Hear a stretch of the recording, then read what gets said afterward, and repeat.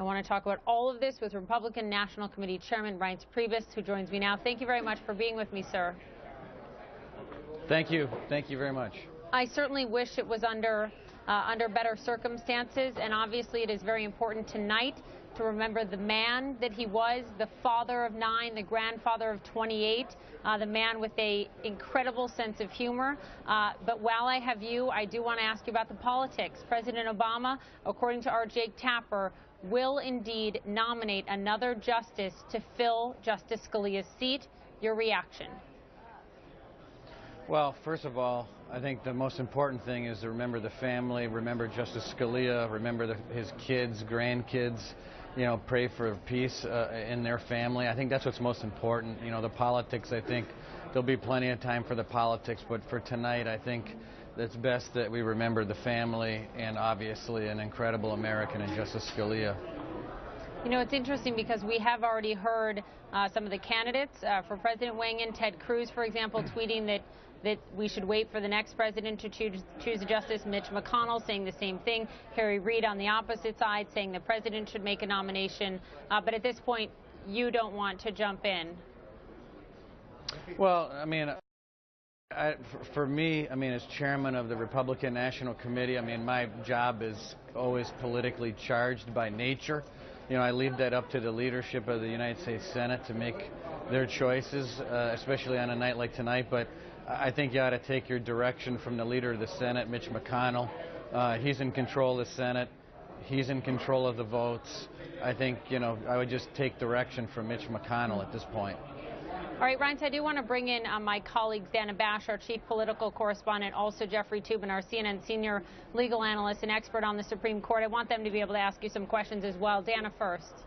Hey, Mr. Chairman, I know that you obviously want to take a pause and remember the man, and this is an incredibly sad day for his family and for the country for his service, and we have been talking about that. But because your job is political almost exclusively as the chairman of the Republican committee, what do you make of what Poppy was just talking about? I mean, do you think if Mitch McConnell, as the chairman of this, as the leader of the Senate, the person who is in charge of the agenda, if he said, okay, I will move ahead with a nomination, do you think that it would just be an all-out Republican revolt? Is that why he's doing this? I don't know, Dana. I think it's best to let that go for tonight and deal with that potentially in the weeks to come. I really don't think right now armchair quarterbacking the future politics and whether there's going to be an explosion or not. It doesn't feel right now to have that conversation. I just think it's pretty simple. Watch Mitch McConnell. He's in control of the Senate.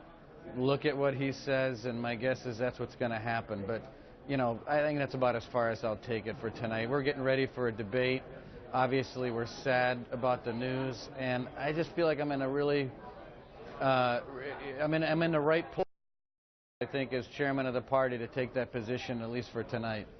You know, Reince, it's interesting because when you look back at 1986, the fall of '86, when he was confirmed unanimously 98-0. It just shows sort of, you know, how things have changed.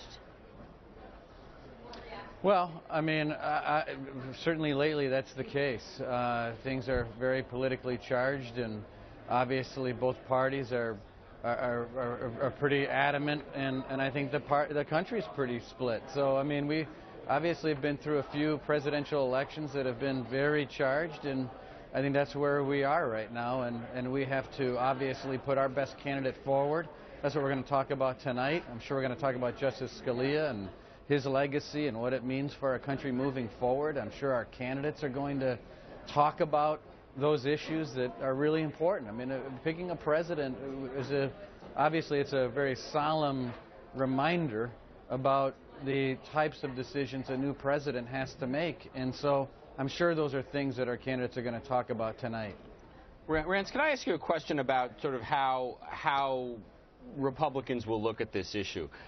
If, as it seems likely, that the Republican leadership in the Senate says no vote, what about vulnerable senators like Ron Johnson in Wisconsin or Pat Toomey in Pennsylvania? If their constituents say to them, why don't you do your job and vote on a nominee? Are you concerned about that?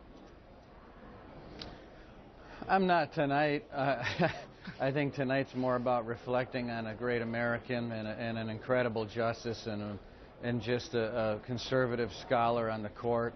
And I think that's what tonight's all about, and I'm sure those conversations are going to be happening next week and in the weeks to come. So I think, like I said before, that taking direction from the leader of the Senate's a good place to go, because he's the leader of the Senate, and you need the Senate to confirm, obviously. Chairman Reince Priebus, thank you very much for being with me. I know what a busy night it is for all of you there at the debate. I do wish, again, this was under better circumstances, but thank you for taking the time. You bet. Thank you, everybody.